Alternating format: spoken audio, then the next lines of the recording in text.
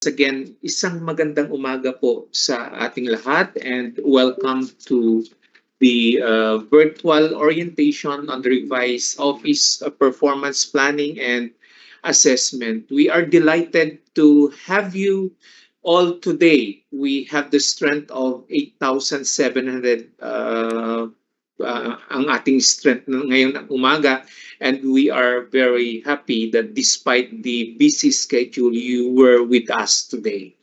The Department of Education Central Office, through the Human Resource and Organizational Development, or HROD, has issued a memorandum on the interim guidelines on the office performance and planning assessment for fiscal year 2024 onwards, including the revised OPCR form last March 27, 2024. Ladies and gentlemen, the said issuance aims to ensure that our office plans, commitment, and performance account for the achievement and contribution of the different delivery units in all governance levels to the agency's organizational outcomes. Gusto po nating lahat na mas malinaw ang kanya-kanya nating taya patungo sa ikabubuti ng sektor ng edukasyon. Further, this interim guideline ensures the immediate integration and alignment of the agency's organizational outcomes, and in reflecting office contributions in achieving the strategic priorities set under the Matatag agenda as a direction in resolving basic education challenges.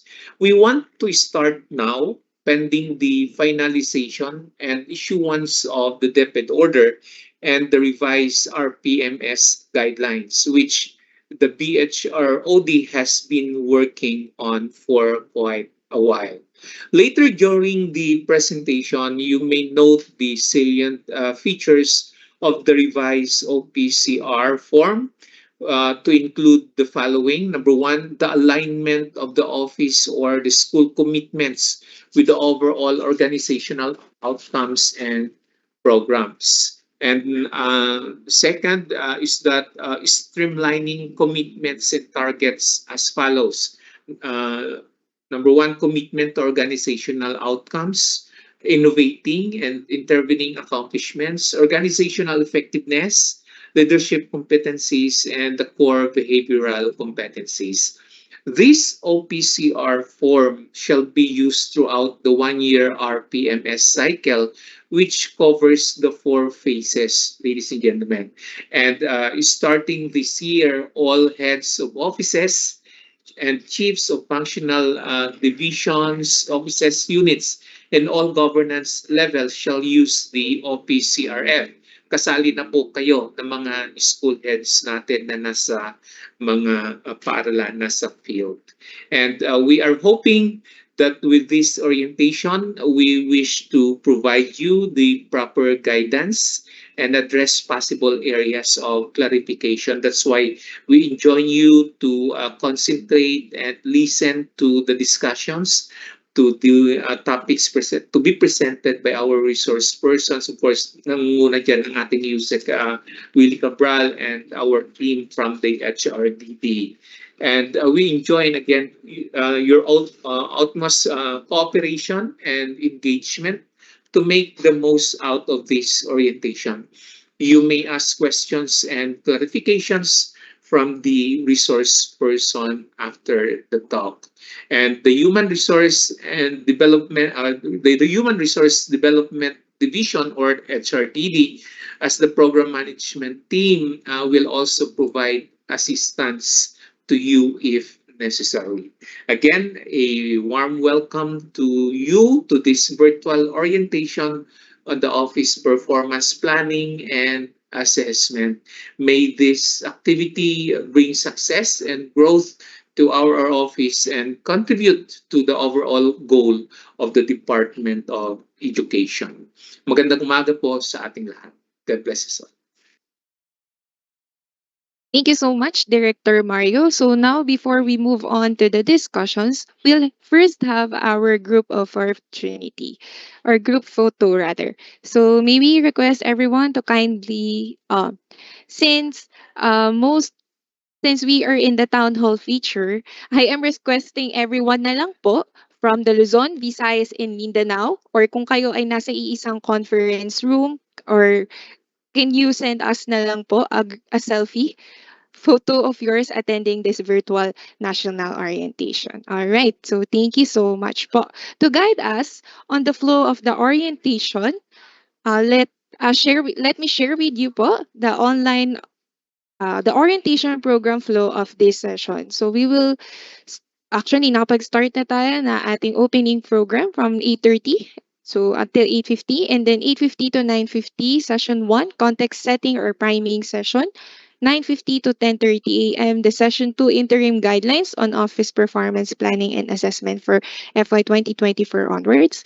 And from 10:30 to 10:35, we will be having a first mental health break, and then 10:35 to 11:30 a.m. our session 3 step-by-step guide in accomplishing the updated OPCRF, and from 11:30 to 11:35 po, we will be having our second health break.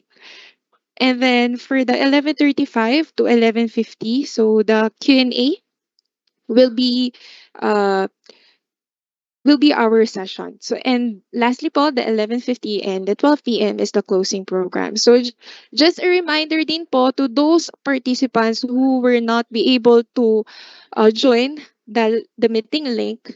We will be sharing to you the RPMS library, which is already shared in the in the Q&A box. So access na lang po yung link na yon. As kung ma-access nyo na po siya ngayon, mapapansin nyo na hindi pa po naka-upload doon yung mga slide decks, and ifa-finalize pa po namin, and the recorded video will be included in the RPMS library. Okay.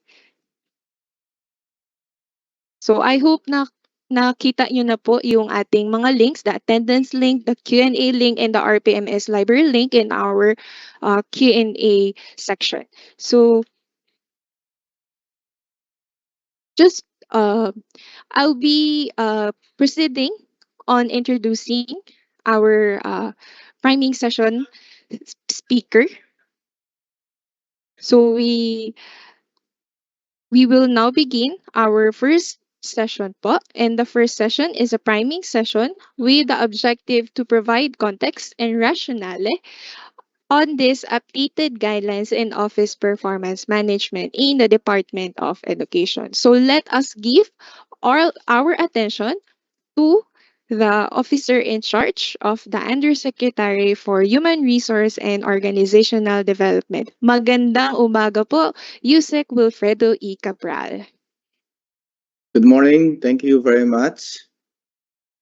Sa lahat po ng ating participants, thank you very much for attending this orientation. Before I share my screen and while the technical is preparing for it, let me just emphasize that for so long a time, we understand that the school play the major role, schools plays the major role in achieving the organizational outcome. And we have been saying since time immemorial that the quality of education is best fought and won inside the classroom. So the locus of intervention, the locus of effective operation and administration reside within the schools.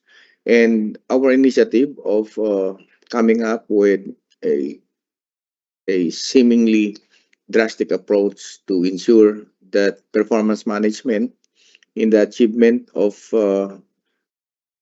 organizational outcome should bear fruits as what is expected, given that this is an accountability and responsibility that is given to us.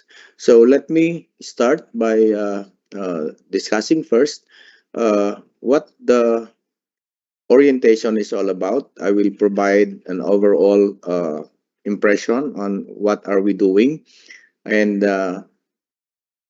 consequently all the deep diving and detailed discussion of all of this will follow suit, hoping that you remain uh, attentive, and at the same time, while you have probably some clarifications, you are being encouraged to submit that to us, uh, either critical or constructive, so that we can make this initiative really uh, significant for all of us. So this morning, as we start this orientation, I would like to discuss the overview of the interim guidelines on the preparation, submission, evaluation, and approval of the OPCRF. And this is a mechanism that we have been doing for quite a while, and we would like to ensure that the responsiveness of this document is not just a mere burden or a compliance on our side, but a significant document as well for us to review, revisit, and make an honest assessment whether we're moving forward for continuous improvement. So on the next slide, let me present to you the objectives of this orientation.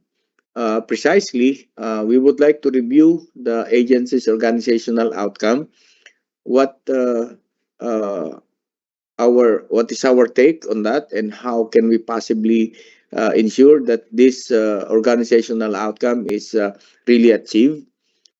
What is the or what are the roles of the distinct and significant roles of the division offices, regional offices, the delivery units, particularly in the school, and how to streamline the processes for the achievement of these goals and objectives. And hopefully, we can also establish and strengthen mechanism to elevate our performance. So we will have this discussion flow.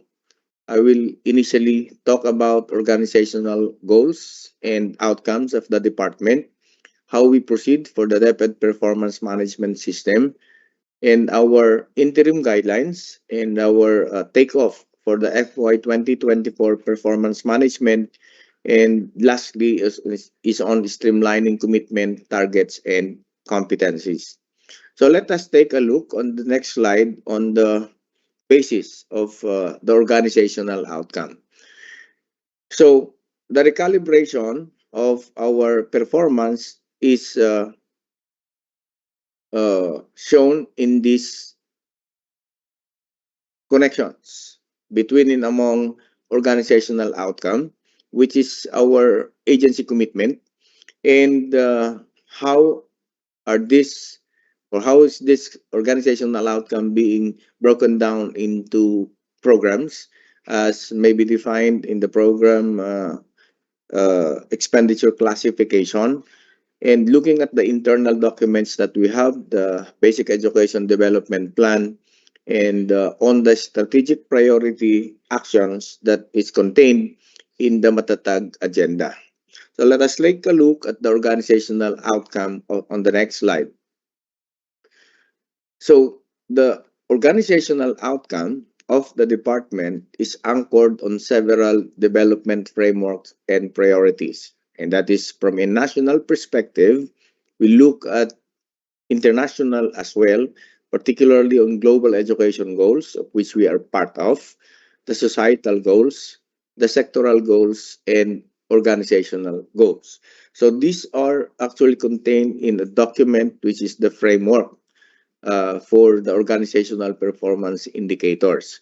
And looking at that, we have this organizational goal for DepEd, of which the outcome should look at the access of every Filipino to an enhanced basic education program, thereby enabling them to prepare for further education in the world of work achieved. So this is very tall order, uh, seemingly huge. But if we're going to look at the way in which this organizational outcome can be achieved through the program expenditure classification as detailed on the next slide, can look at the Prexi, in terms of five programs that cuts across all of the operations and mandate of the Department of Education. So we look at education policy development program, the basic education inputs program, the inclusive education program, education human resource development program, support to schools and learners program.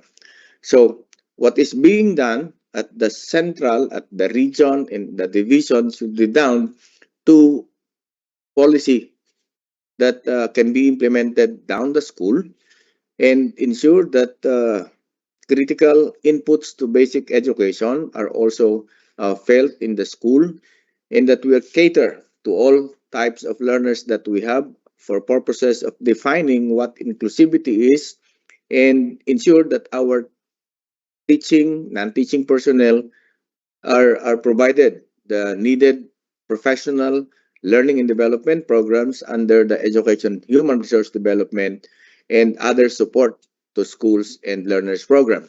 So this program expenditure classification defines the outcome and the output indicators, and all of this are implemented moving forward, and we use or centers around the principles of fiscal discipline, allocative efficiency, and operational efficiency. The fiscal discipline, as I may point out, is that it is a principle that we say that we are utilizing our fiscal resources on the intent of what is really needed. So the intention of which is to ensure that we utilize on the right things, no? And allocative efficiency and operational efficiency should go hand in hand with the fiscal discipline, knowing the fact that we have uh, limited budget, and we are given within the limits of fiscal discipline. We need to ensure that these principles are upheld in all our daily operations. So on the next slide, I will talk about the basic education development plan. We understand that sometime in 2022, and which was also adopted, this basic education development plan has been the working document as a national goal of the Department of Education, which covers the four pillars of access, equity, quality, resiliency, and well-being. So we look at some of the critical success indicators that all our school age children, whether and even OSYs and adults, are given access to relevant basic learning opportunities.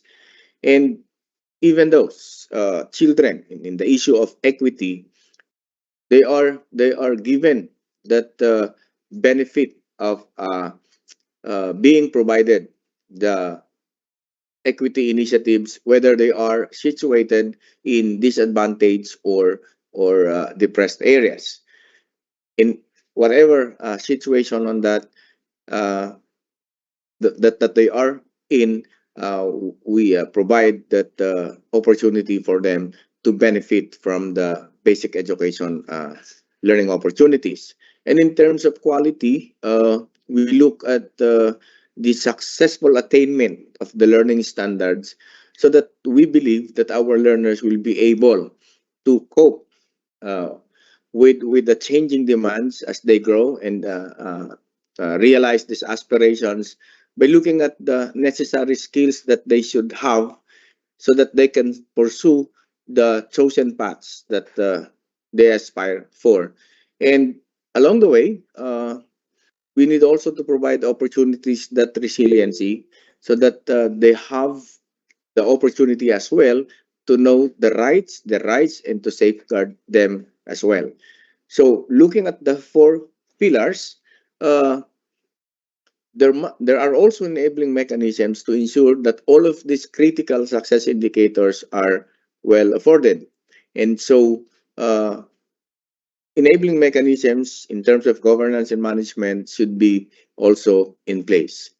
To put more meaning in the basic education development plan, sometime in 2023, during the basic education reports, our Vice President and the Secretary of the Department of Education launched the Matatag Agenda. This pertains to the list of priority strategic actions that support the uh, attainment of the Basic Education Development Plan along the pillars of access, equity, quality, and resiliency and well-being. And it is a very concrete uh, uh, declaration of how are we going to deal with by making the curriculum relevant to our learners, by taking steps to accelerate the delivery of basic education, to take good care of our learners, and to provide support to our teachers. So along this line, we use all of these documents in the issuance of the interim guidelines so that we know that we are guided along the way to ensure that we are towards the same direction. All of the delivery units, starting from the schools up to the central office, and that the interfacing and the connection really happens and is fluid. We make use of all of this as basis for the office performance commitment. So on the next slide, let me just look at the uh, some basic, no, the the business of education. We are provided with budget, and the budget has a certain cost structure that pertains to general administration and support, the operation, and support to operation. So as we perform our these functions and services expected from us, particularly down the school and up to the central office, we look uh, at this cost structure. For one, for operation, the basic mandate of the department is to ensure that there is delivery of quality basic education services. And along that line, we also need to ensure that there are regulatory services in the operation and in the performance of the uh, functions and services that are expected from us.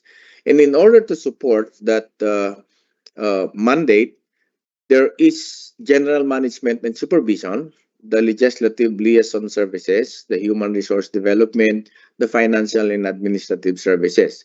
And in order to support that for decision making and to ensure that our programs, our initiatives are actually gearing towards addressing emerging and continuing issues of quality basic education, the planning and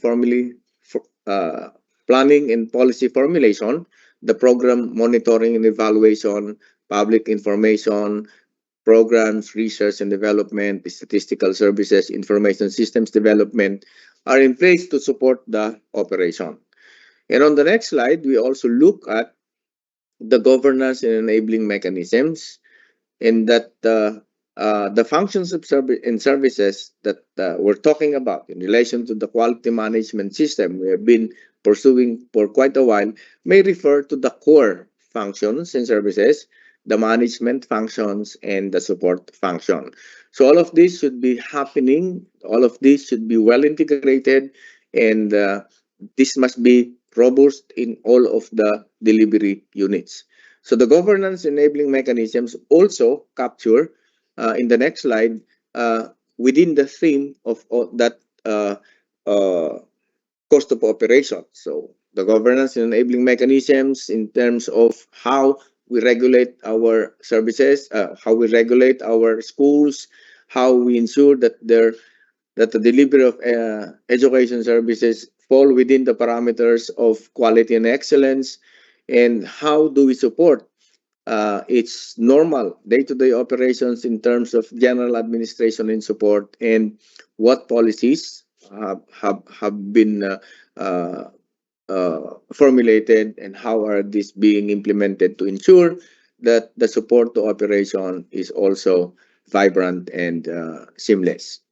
So let me go to the reason why we have to issue an interim guidelines for the performance.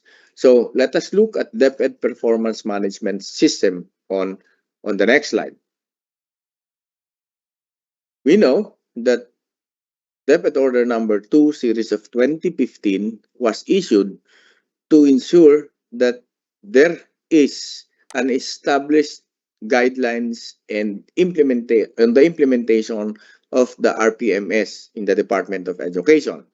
And the department order guides us in order to uh, ensure that all delivery units offices are guided on what to do on an annual basis of defining their targets, performance targets, how to monitor them, and even assess to what extent have we achieved at a certain point.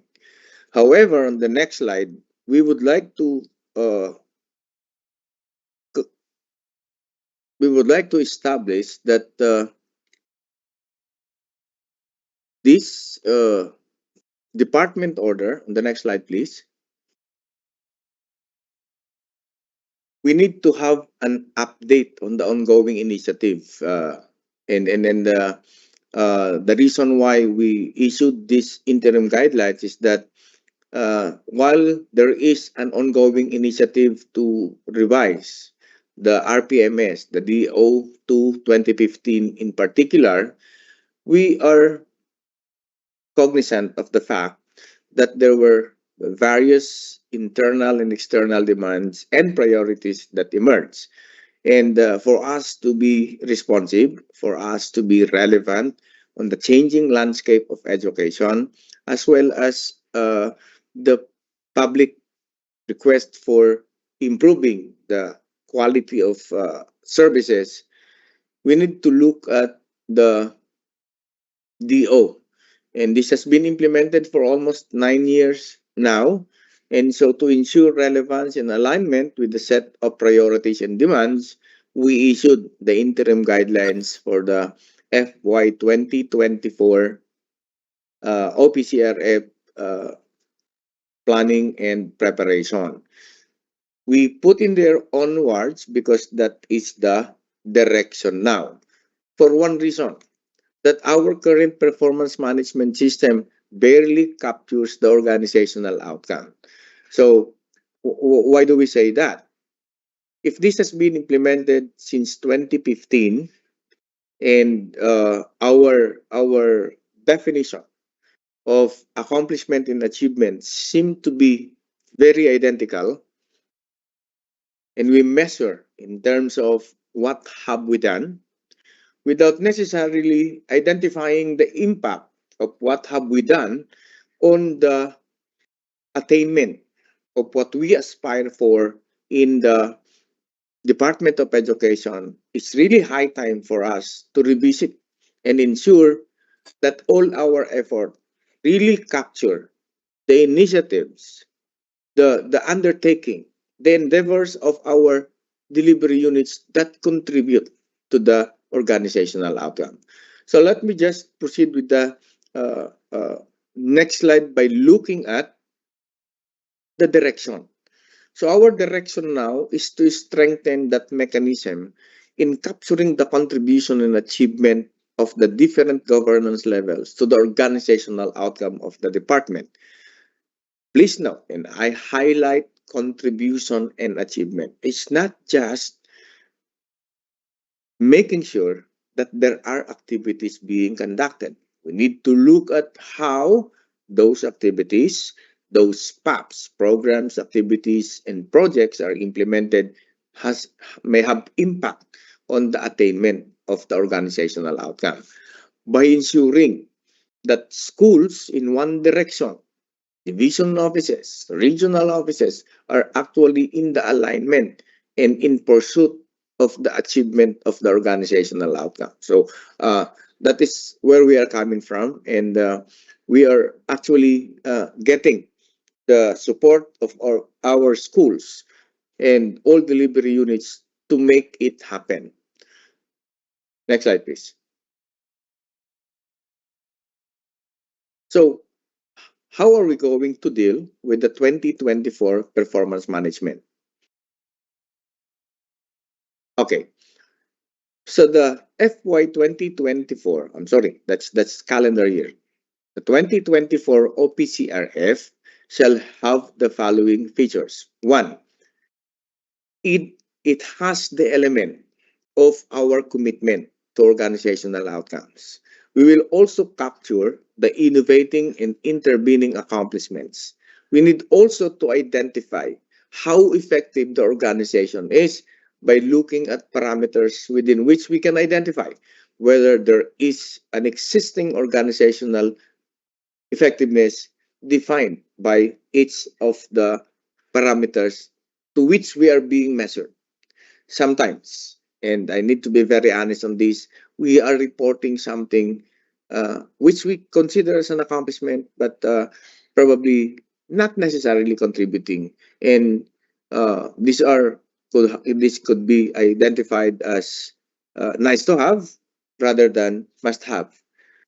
We also need to look at the leadership competencies and the core behavioral competencies. The last two, the leadership competencies and core behavioral competencies, pertains to the individual head of the office or the delivery units, just to ensure that we make a substantial contribution as an individual in making progress in our respective areas of jurisdiction. Knowing the fact that as contained in the current guideline, the OPCRF of the head of office is actually the IPCRF of that individual. So we try to merge that by looking at the office outcomes and the individual outcomes. So let me try to dissect each of the components of the salient features of the OPCRF. Let us look at the commitment to organizational outcomes. Excuse me. So, in terms of office performance measure, which is contained in Part 1A of the OPCRF, this is about 60% as a measure, and it shall capture the office commitments, our performance and accomplishments based on its mandates and key result areas, the contributions of the office directly targeting the organizational outcomes as may be indicated in the General Appropriations Act, the GAA, programs, sub-programs in terms of the PREXI, the Basic Education Development Plan pillars, and the Matatag Agenda. Why is it that we consider that? So, to provide certain liberty and flexibility based on the nature of the delivery units to ensure that there is still alignment along these documents that we have. So, it's necessary that we can uh, put entirely what do we envision to happen for 2024. We do understand that it's already second quarter of the calendar year, but we would like to somehow even so much later that we do the tweaking right now so that by 2025 when we are able to come up with the revised guidelines on the RPMS, everybody has already a feel of how to do it and ensure whether there is some indications that we are making a dent in the way we measure and establish the performance management system. Next slide, please. We look at the innovating and intervening accomplishments. Okay. There are innovations, there are interventions. That's a fact. But are those interventions really targeting or contributory to the organizational commitments. So, in that effect, that account for 20 to 20% in the office performance measure, the innovating and intervening accomplishments should capture the outputs, the outcomes of the office that are enabling, supportive, and or contributory to the achievement of the organizational commitments. Say, for example, if our target is to ensure that there are about 70 or 60% of our learners achieving mastery of a certain competency and in a certain key stage, then there must be some innovations on the way we do things. So we're shifting to a certain point where we say that this is a kind of intervention that we need to make a mark of improvement. Okay. And that captures under the quality aspect, and that also captures the uh, indicators, outcome indicators, and output indicators as discussed in the GAA. So all of this should be enabling. You can even look at the process improvement that contributes to the KRA of the office. And of course, those process improvement should include addressing the targets na maaaring hindi natin, we were not able to achieve in the previous fiscal year. On the next slide, we can look at our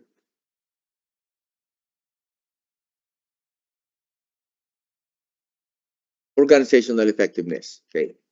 So, the Department of Education is also being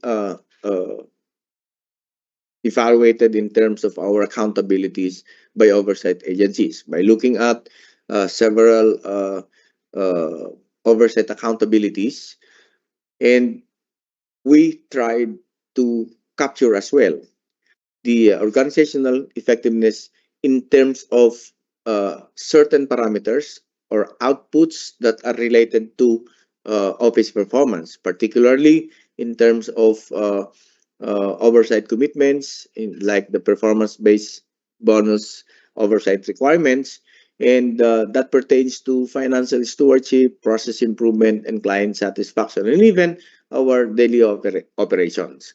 So we try to capture that as well in our OPCRF, so that at the end of the rating period, we might have a single document that capture the overall or the annual accomplishment, and looking at areas that need improvement, looking at areas that we can really review, sort of providing an in-depth analysis why it has been happening.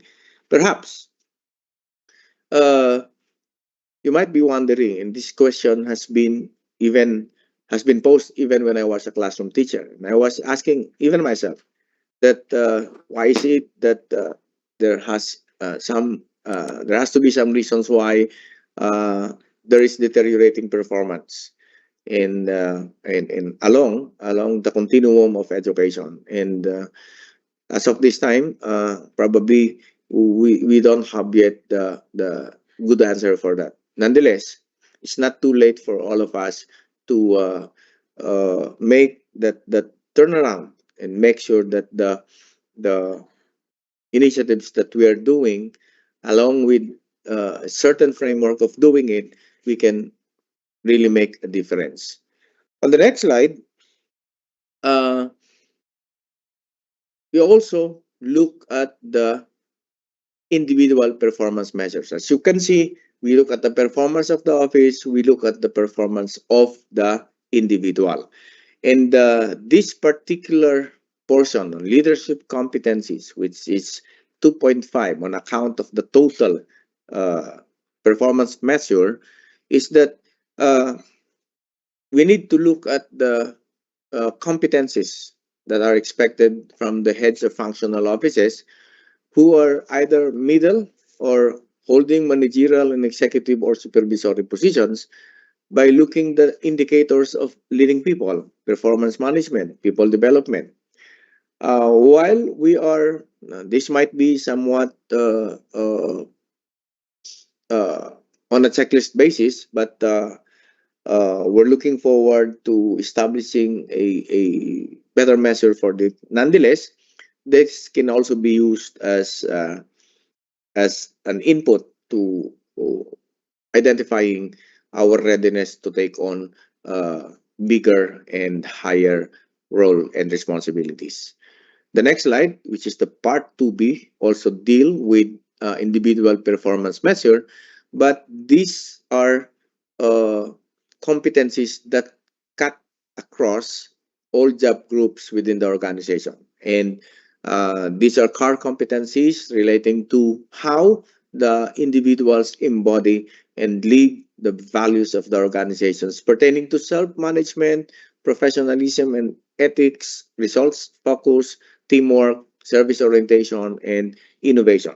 So these are also checklists in such a way that we have the opportunity to reflect within ourselves and even your rater and approving authority on who should be given that consideration in terms of critical incidents or events that might have provide might have provided that opportunity to be rated on that in terms of all of these indicators.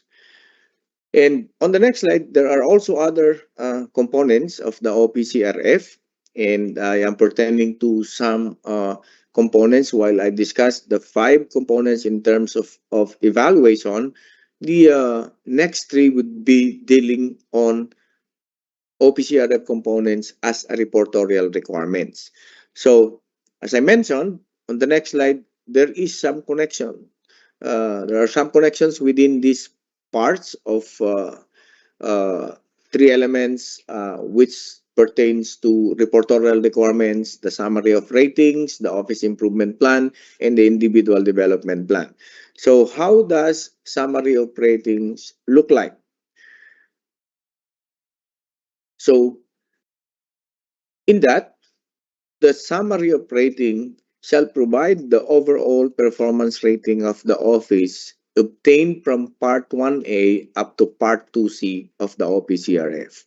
So which means we need to look at how the organizational commitment happens in the school, how and what are those intervening and innovating initiatives that have been done, and how that does it contribute to the attainment of the organizational outcome, and of course our ability to establish mechanisms on making sure that the organization is effective in what it is doing, as I mentioned, along areas of financial stewardship, operational efficiency, client satisfaction, and everything.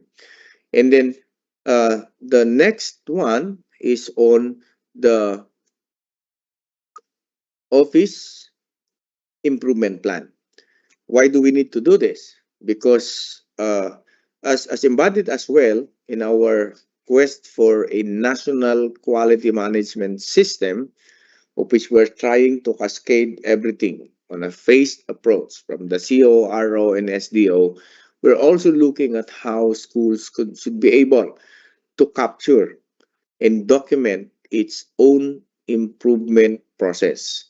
And the improvement and development plans of the school shall detail the action of the office or the school, reflecting the strength and areas for development and improvement as a result of the performance review and evaluation. And it should define some steps and uh, concrete actions to improve performance within the context of organizational goals. So, like for instance, if the school is perennially getting a very low performance in terms of one areas of operation, that could be something that they can really look up to. And lastly is on the individual improvement plan. The individual development plan shall detail the learning objectives based on the strength and areas for improvement of the individual rating. At ito po ang magiging basehan natin ng mga initiatives for the design and implementation of interventions for personal and professional growth of the ratees. So, in effect, we're trying to veer away from the usual practice of sending out links, uh, asking people down the line what are the common interventions that we can somehow develop and make accessible for them. But the document will itself will tell that these are the LND interventions that should be provided to schools on the basis of that performance.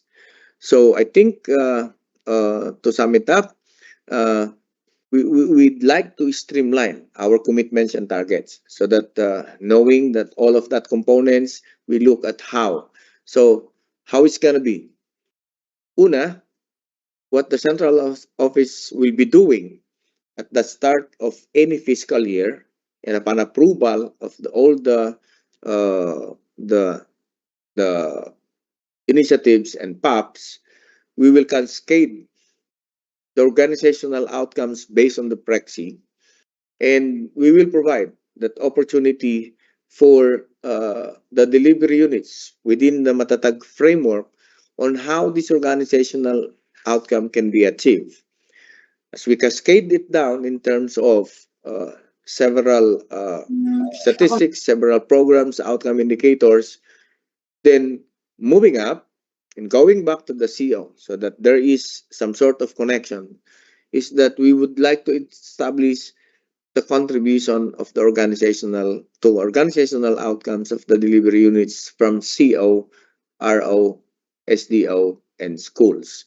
So there is a sort of interfacing, sort of connection. So the accountability and responsibility has been shared among offices and among individuals as well, so that the accountability as defined in the accountability authority and responsibility are well defined, and within that we can also draw and deduce some other mechanisms, parameters to identify what delivery units, who are performing well, and who are actually making that contribution. Of course, without necessarily doing the usual ranking, but of course on a communication, on establishing a communication that these are the areas within which you need to improve on,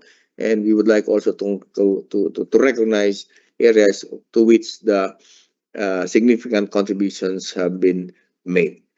So how are we going to do that? On the next slide, I'd like to present to you the phases, the task and activity. This will be discussed in full detail later. So let me skip that area, but move on to the accountability matrix. So in the alignment of the organizational performance with the organizational outcomes, we look at the organizational outcome based on the GAT FY 2024 along this Prexy and some of the initiatives that are introduced based on the Matatag agenda. But we look at the outcome indicators of, like for instance, the percentage of public schools meeting the standard ratio for teachers. So there are certain offices and at different layers of governance which are accountable for such uh, by of course looking at the OER's HROD, the BHROD, SED in particular, the regional office in terms of the administrative division personnel, and the schools division offices in terms of SDOD and in the admin personnel. So we are trying to come up with that accountability matrix so that we know who is responsible for what, and even identifying to which a certain process ends and when the that process starts, which means we are also trying to establish the fact that the seamless connection and interfacing between and among people, and each office is concerned should be seamless and really fluid. On the next slide, we have also to look at the detailed discussion on that. I mentioned about organizational outcome, and I mentioned about Prexy, and as we said, there are certain outcome and output indicators. Uh, these accountability metrics are even well defined, and there are indicators that are not actually reflected for one reason. In the context of how do we operate as an agency, we know that the central office is tasked to do the policies, the policy formulation, the standard setting, the direction setting. The regional office is in terms of standard adjustment, support to policy implementation, support to other delivery units. And division and schools in terms of standards compliance, policy implementation, and providing feedback on the policies, and even achievement of the uh, daily operations targets, and eventually move that. So what I am trying to say is that there are indicators, whether outcome or output, that may not be directly reflected in the a certain delivery units, but anything that they are doing within operations, then doing their functions, key result areas, as a summary of that, could really contribute on the attainment of the organizational outcome. So, in a more detailed, using numbers and the statistics, and in terms of performance targets, like for instance, we look at here on the policy development under Basic Education Research Fund.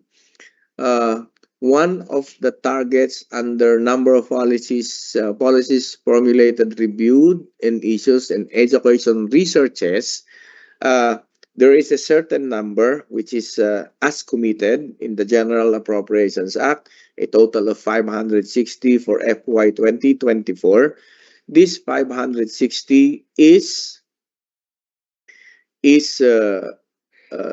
distributed across several regions, and each of them shall have 35.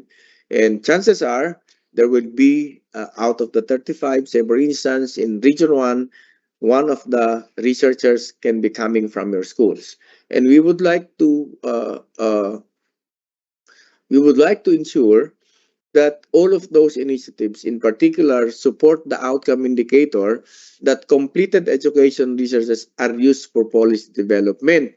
And of course, uh,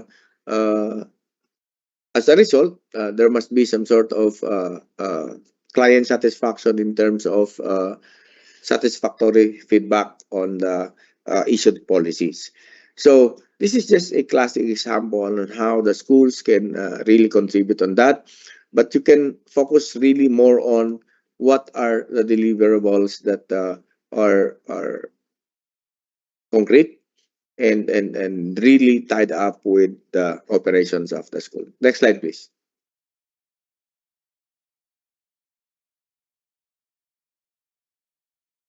Okay, next slide. All right. So, can you go back to the previous slide before my last slide? Okay.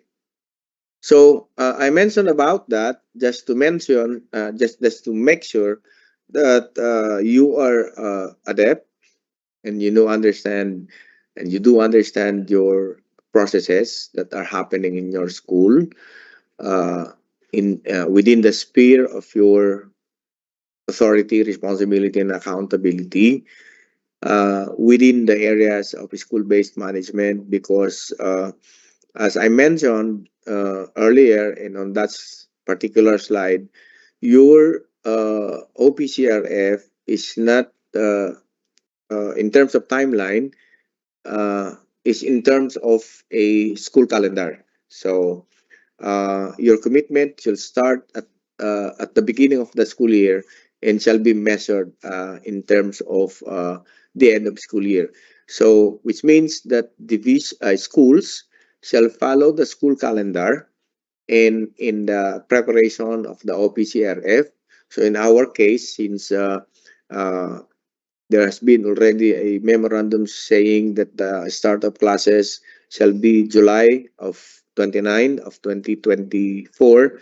Then we're looking at May at the end of the uh, school year.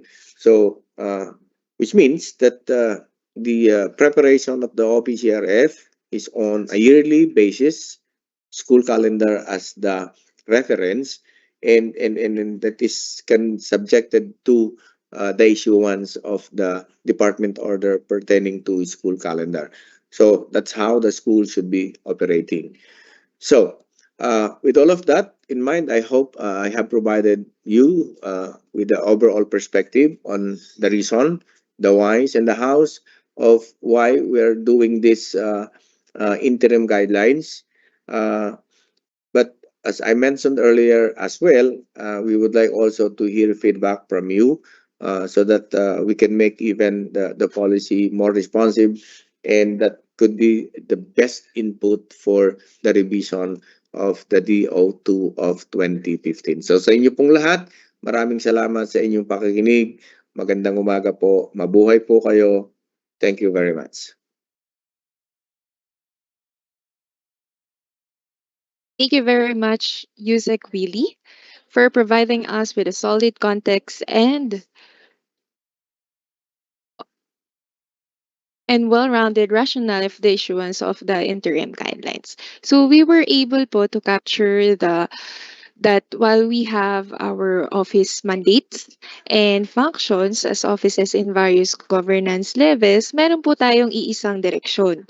At lahat na ating contribution or efforts ay patungo sa iisang direksyon na kung saan ito ay ang achievement ng DepEd's organizational outcomes. Muli, maraming salamat po, Yusik Willie. Thank you very much. Thank you. Moving on, the next session rather, is deep diving into the interim guidelines on the office performance planning and assessment for FY 2024 honor. So, I hope nabasa po natin yung ating DM or route 2024-0586 at we are hoping po na meron na po kayong kaunting idea. So now to discuss in detail these interim guidelines, may we call on Project Development Officer of the BHROD HRDD, Ma'am Ruby Chanda J. Crisostomo. Magandang umaga po, Ma'am Ruby. Ma'am Chanda. Thank you, Mikay. Good morning. Am I audible? Yes po. Okay. Magandang umaga po sa inyong lahat. Magandang umaga po sa ating naggigitingan na mga school heads, no? Good morning po sa inyong lahat.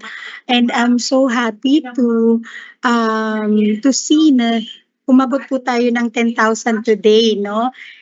Pero sabi ko nga po sa team, 1/4 pa lang ito or 1/5 pa lang ito ng total school heads or total number of schools natin, ano? Pero rest assured that we will be providing a recording of this orientation so that your fellow school heads may also be able to watch, no, and learn from this orientation. I'd like to take this opportunity also to thank Yusek Willie for providing a very comprehensive priming session for the interim guidelines on the office performance management and assessment, no. So hindi na po ako mahihirapan masyado dito sa aking session. So maraming salamat po ulit Yusek, no.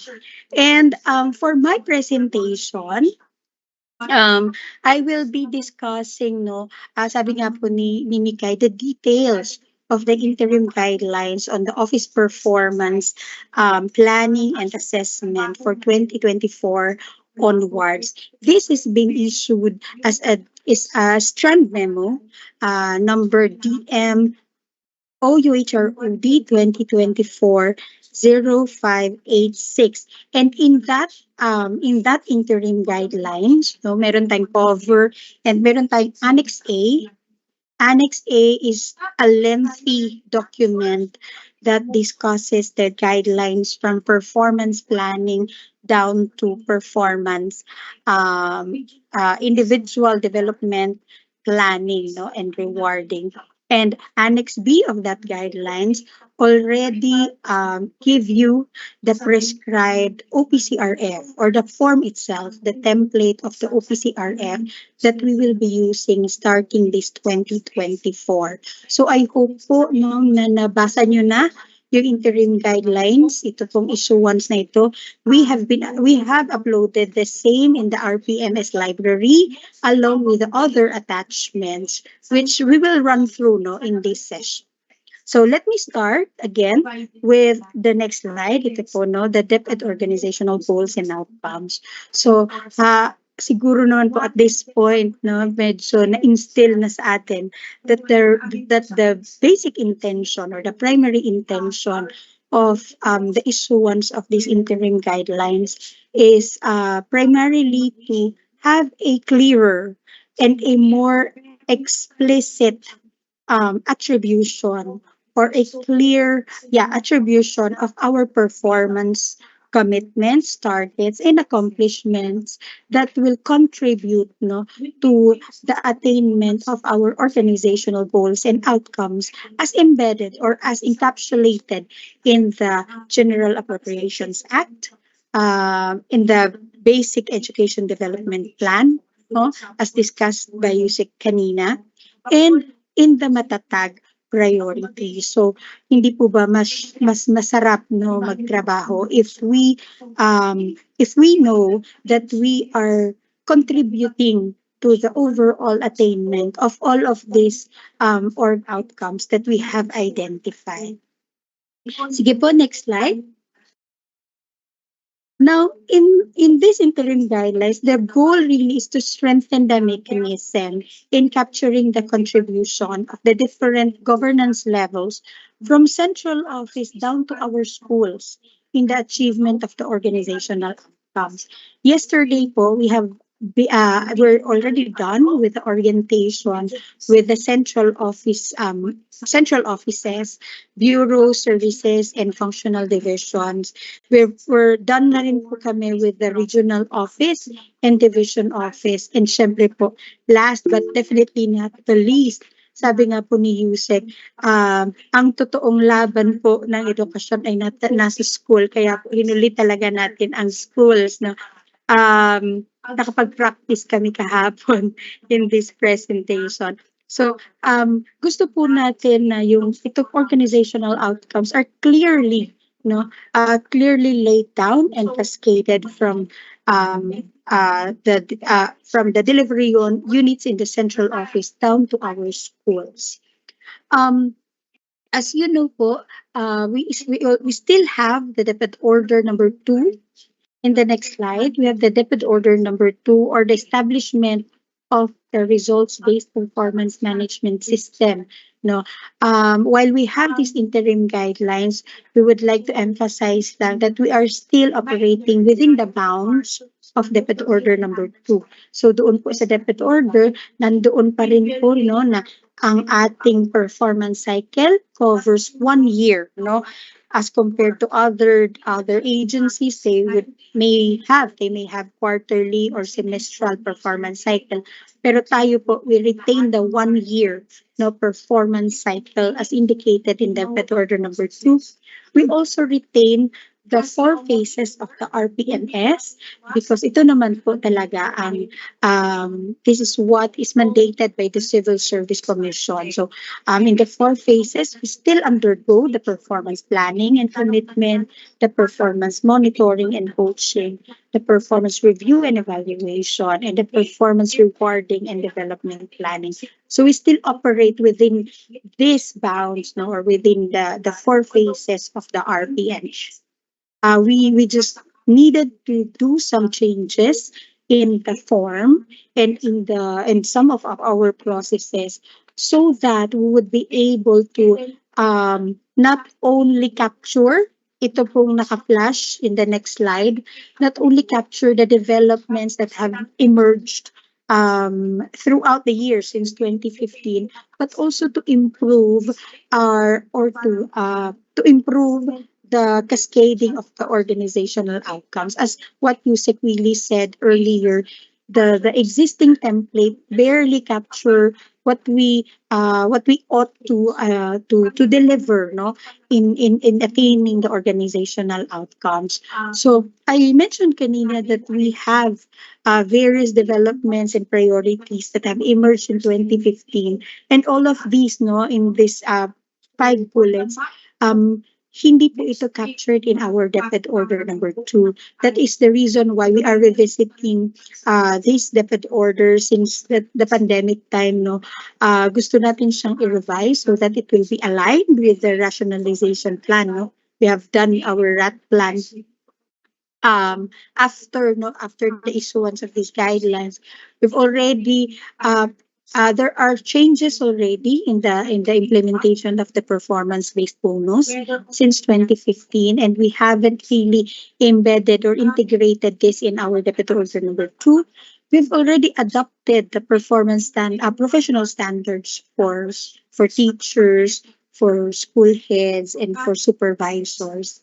And hindi pa po ito, no, integrated in the DepEd order.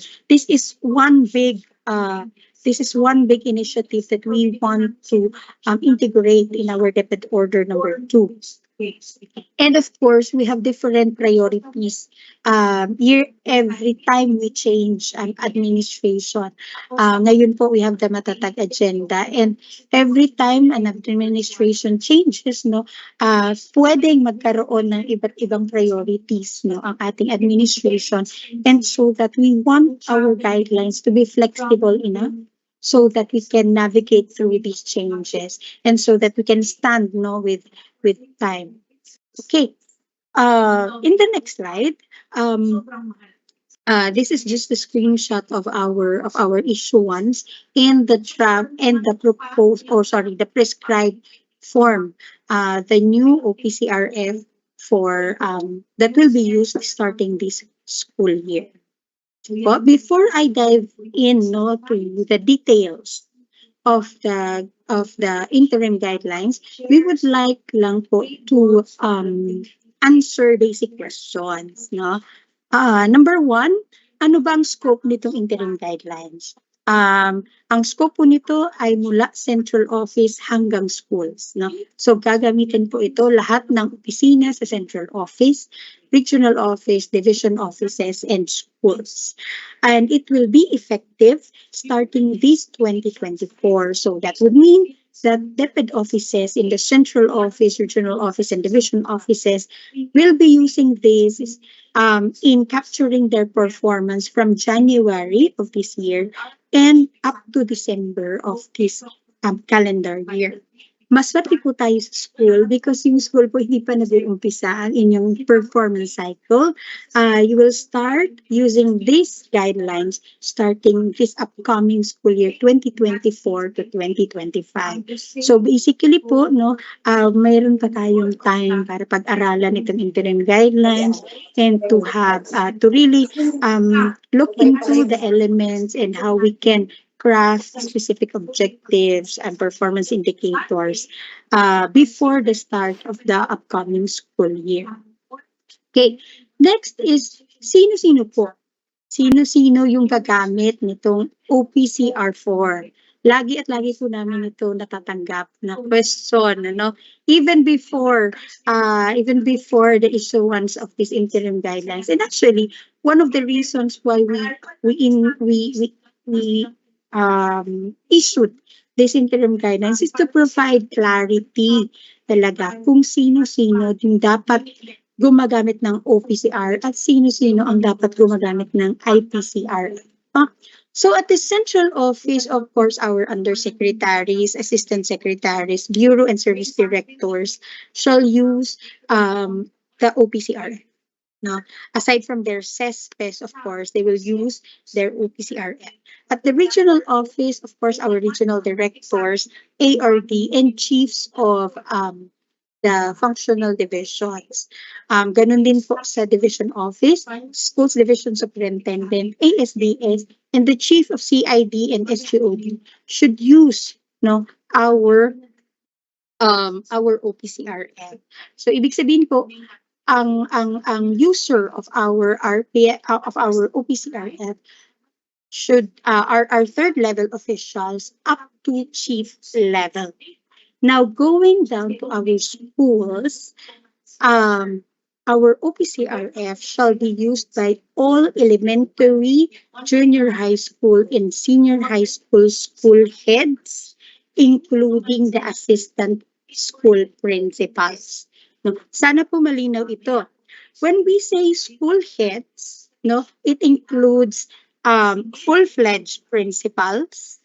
It includes head teachers who are handling elementary schools, who are acting as school heads in elementary schools. And it also includes teacher in charge or OICs that serve as school head in specific schools. So dapat lang po merong official designation that would say that you are officially designated as school head in a particular school. So sana po malinaw po yan, ano? Lahat ng public elementary and secondary school heads, including assistant school principals, should use the OPCRF. Now, ang tanong, Ms. Chanda, ang head teacher po ba sa secondary who are serving as department head, ay gagamit po ba ng OPCRF? Again po, wala pong office of the department head. So hindi po OPCRF ang kanilang gagamitin. IPCRF pa rin po ang head teachers handling departments or subject groups in the secondary. Head teachers lang po who are serving as school heads in elementary schools ay gagamit po ng OPCRF. Okay? Sige po. Next slide, please. Okay.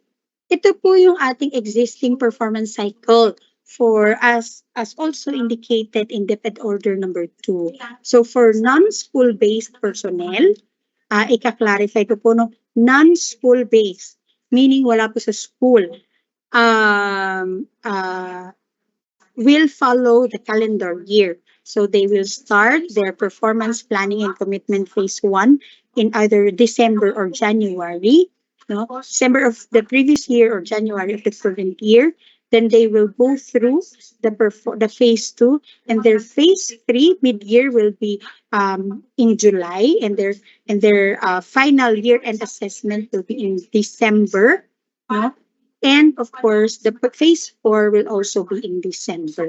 Now, school-based personnel, when we say school-based personnel, regardless whether teaching or non-teaching, all of them, no, at the school, teaching and non-teaching, shall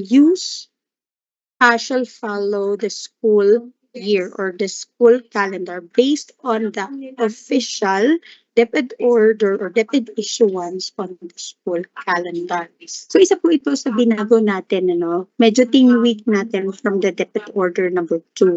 Sa DepEd order number 2 po kasi, hindi po ako nagkakamali, yung performance cycle at the school level starts in May and in I think April, no? However, malala niyo po, during the pandemic, we have deviated from the usual school calendar, which starts in June, no, and ends in March. That is the reason why in these interim guidelines, we provided some sort of flexibility in the performance cycle of schools that is subject to the official issuance of the school calendar. So in these guidelines, we will see, no, that for school-based personnel, ang inyo pong phase 1 or performance planning and commitment will now start 1 month prior to the opening of classes. Kung yun po, ang opening of classes ay Ang opening of classes ay July 29.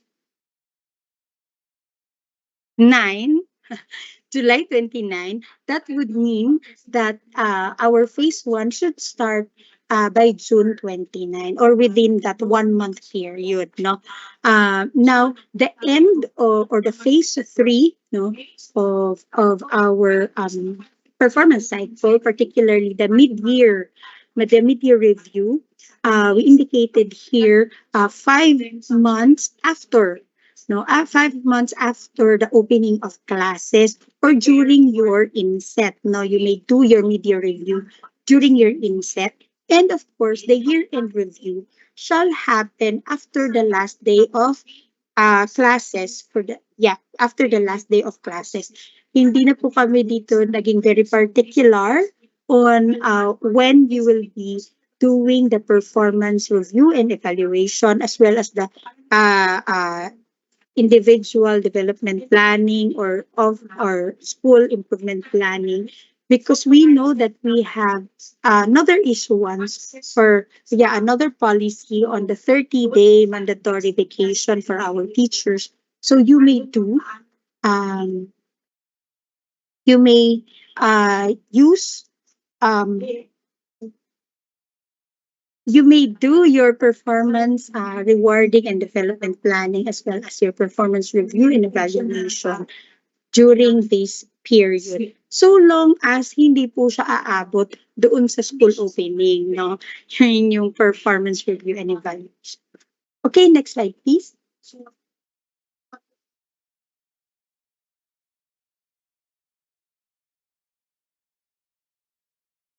Okay, so this table is just a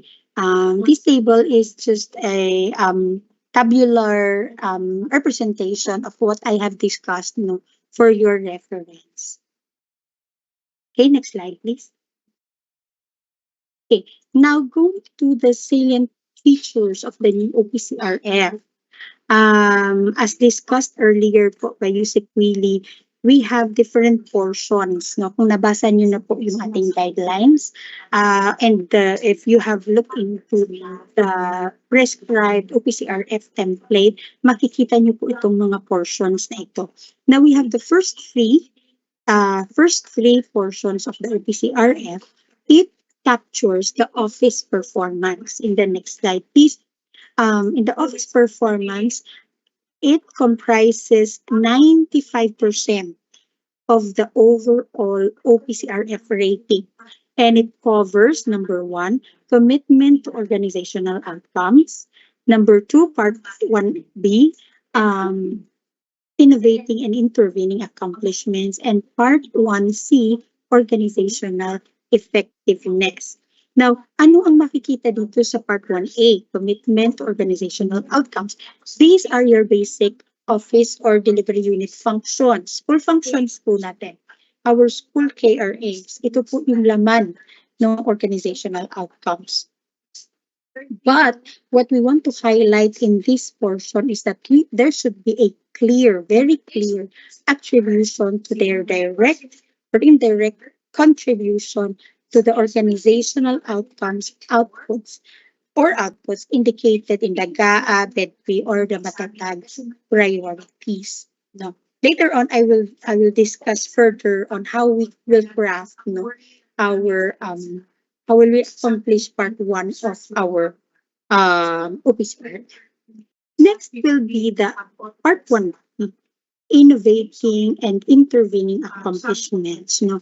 In this portion, we want to capture naman the office or the delivery unit or the school's outputs and outcomes that are enabling, supportive, or contributory to the achievement of the organizational commitments or school KRAs as indicated in part 1A. So halimbawa po, ang ating school KRA, for example, is on learning delivery. Meron bang learning delivery? Or learning environment, no? If our KRA's school is the learning environment and we have identified outcomes or outputs under this KRA, ano naman yung mga innovations na nagawa natin? no? Ano yung mga interventions na nagawa natin in order to deliver our outputs under learning delivery. So, halimbawa po, no, meron ba tayong ginawang innovations in ensuring that the schools, no, that the schools are safe, no, and healthy and enabling for teaching and learning. Ano-ano po itong mga innovations na ito? We can capture that in this portion of our OPCR. Next will be part 1C, the organizational effectiveness. So, in our existing Deputy Order number 2 po, hindi ito captured, no? Or hindi malinaw how we will capture the mandatory, no? Mandatory PBB or oversight requirements. So, ano-ano po ito? Nandito po yung ating budget utilization rate, client satisfaction, and streamlining of our processes. Mamaya po makikita natin yung detalye ng mga. In the next slide, 5% of the overall total OPCRF rating shall go to the competencies of the head of school, no? The leadership and core behavioral competencies. Now, you may be asking, nasaan naman po yung functional? Hindi po namin nakikita yung PPSSH in this prescribed template, no? Right now po, the BHROD is still studying and exploring ways how to properly embed the PPSSH in your OPCRFs, no? Kaya po, right now, we are limited only to capturing the leadership and core behavioral competencies. Later on po ipapakita natin the behavioral indicators that capture that show, no, that we need to demonstrate for each of these categories or competencies, no. But basically ito din po yung mga competencies na existing in our current version of OPCRF. Okay, the next slide. Ayan. So, basically po, by having all these salient features of the new OPCRF, we want to emphasize the top-down approach of cascading the organizational outcomes and laying them down into the office or school's OPCRF, and at the same time, the bottom-up approach of capturing the contributions or the accomplishments of the delivery units from central office down to the schools as a contribution to the attainment of the organizational outcomes. So I hope that this endeavor, no, or these changes that we have made in the OPCRF would really be able to do this. No, that our intention really is to align with the organizational performance or organizational outcomes. Okay. So some of these have been discussed already by Yusek Willie and Lunas. So paano naman po namin masasabi? Sa ano pong dokumento ang magsasabi kung ano-ano po doon sa GAA targets or ano-ano po doon sa BEDP pillars or sa matatag priorities yung meron akong taya or meron akong contribution. We are developing this accountability matrix, no? And we will be uploading this in the RPMS library. Basically, inisa-isa po natin yung mga GAA indicators or org outcomes in the GAA, no? GAA sub-programs. We have 5 sub-programs presented earlier by Yusek Willie. And under each sub-program, we have specific organizational outcomes, organizational indicators, or outcome indicators, each one of which have corresponding accountable offices or units or delivery units. So, for example, percentage of completed education researches used for policy development. Sa central office, we have an office dedicated for that. No? So they are the primary accountable office. in coordination with all the other offices in the central office who are performing policy development function. In the regional office, meron din silang policy planning and research division. Ang trabaho naman po nila is to contextualize the national policy that is aligned with the context of the region, capturing the context of the region. Ganun din po sa ating division offices. Okay. So, ito po yung ating mga DAA indicators. Meron po tayo, karamihan po, or ang ilan po dito sa mga outcome indicator, no, ay ang mga accountable office ay either up to the central office lang, or up to the regional office lang, or up to the division office lang. Halimbawa po, procurement of learning resources. No, procurement and delivery of learning resources in the science and math, no. Pwede ba natin, ayan, pwede natin makita. Number of equipment procured for distribution. That is one outcome indicator, no, that is required by the GAA. In the central office, we have the Bureau of Learning Resources, or in Cebu, no, that is dedicated to do this. At the regional office, the CLMD is mandated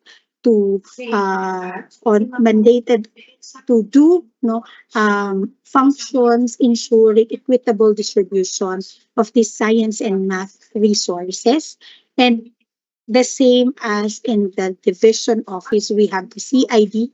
Tama ba po? Pwede pong palipat dito sa ating kanan. Is it the CID who is in, CID, Learning Resource Management Section, who's in charge of the distribution of these learning resources. Now, ma'am, paano kung naman po, kung kami po ay recipient lang? Recipient lang po kami nitong specific outcome indicator na po. Anong ilalagay namin sa aming officer? Now, yun po ay magandang tanong, no? Kapag po ang isang delivery unit ay hindi naman directly or beneficiary po siya of the indicator, you don't need to capture this in your OPCRF. Ang i-capture lang po natin sa ating OPCRF are those organizational outcomes that you are directly or indirectly contributing to, no? In addition to that, of course, the main content of your OPCRF is really your core, no? Doon tayo mag-operate sa core KRAs natin, sa core delivery unit function natin. And in under each, doon po natin i-identify kung saan, no, saan applicable or appropriate na ipasok itong mga organizational outcomes nito. Mamaya po magbibigay kami ng example on how we try to properly cascade these organizational outcomes or outputs from the central office down to our schools, no? So ibig ko sabihin, hindi po lahat ay merong taya yung ating school. So pipiliin po natin yan. Okay, next slide please. Okay, so magkakaroon naman po kayo ng kopya nitong accountability matrix na ito.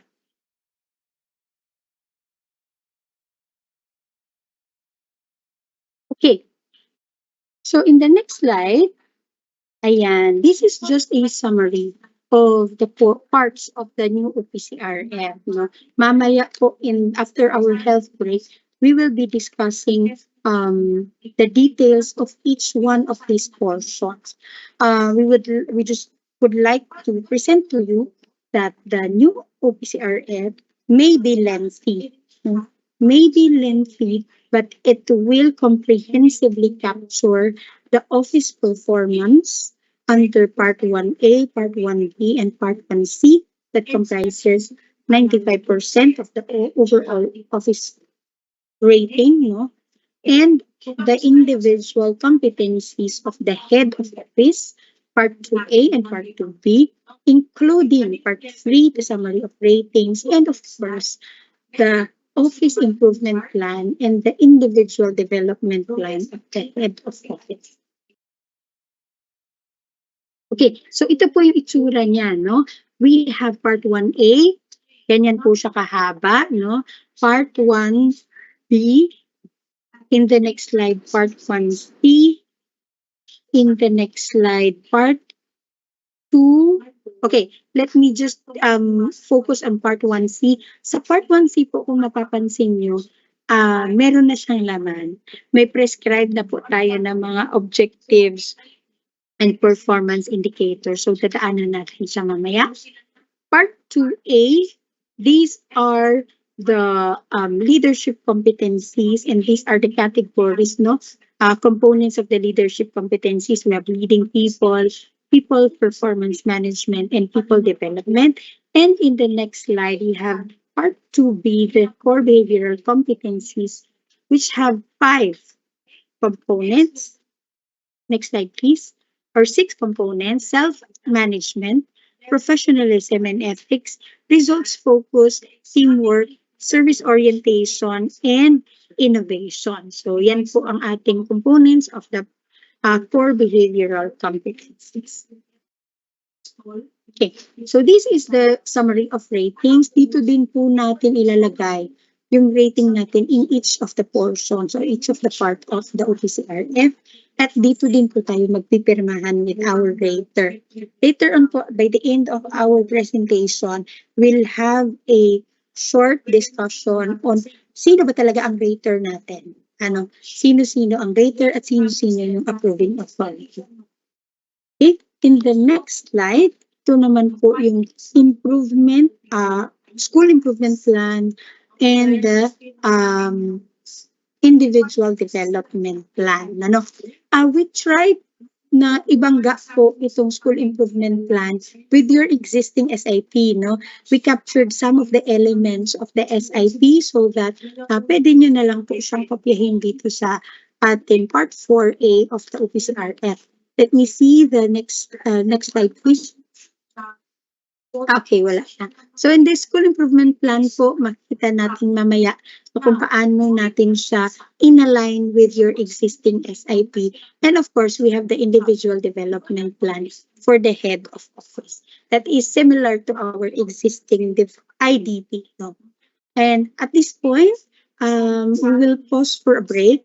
We would like to get your insights, reflections, realizations on what has been presented so far, you know, and we encourage you to give your feedback or insights, even questions. Sabi nga po ni Yusek, mapa-constructive yan or critical, please let us know in the Q&A link. Nandito po yung Q&A link natin sa Q&A section. So you may want to send in your questions, and our team are answering, providing responses to each of your questions. So I think we are ready for our first health break. I'll turn you over to Mikay. Thank you.